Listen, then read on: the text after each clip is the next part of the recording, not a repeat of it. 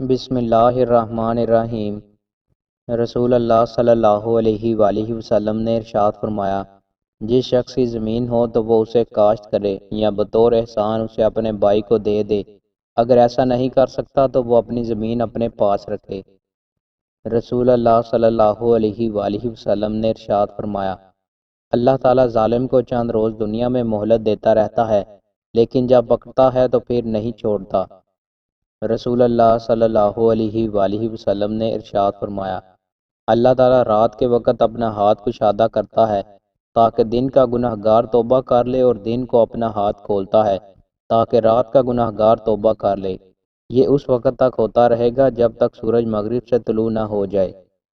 رسول اللہ صلی اللہ علیہ وآلہ وسلم نے ارشاد فرمایا، سجدہ میں اعتدال کو ملحوظ رکھو اور اپنے بازو کتوں کی طرح نہ پھیلایا کرو۔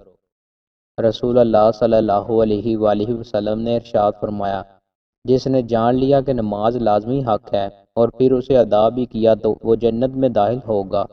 رسول اللہ صلی اللہ علیہ وآلہ وسلم نے ارشاد فرمایا، جب تم شوربہ بناؤ تو اس میں پانی زیادہ ڈالا کرو اور اپنے پڑوسی کا بھی خیال رکھا کرو۔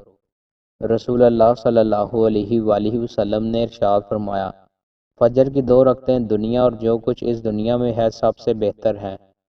رسول اللہ صلی اللہ علیہ وآلہ وسلم نے ارشاد فرمایا، سردی کا موسم مومن کے لیے موسم بہار ہے۔ اس کے دن چھوٹے ہوتے ہیں جن میں وہ روزہ رکھ لیتا ہے، اور اس کی راتیں لمبی ہوتی ہیں جن میں وہ قیام کر لیتا ہے۔ دوستوں، مزید اچھی ویڈیوز کے لیے ہمارے چینل کو سبسکرائب لازمی کریں۔ بہت شکریہ۔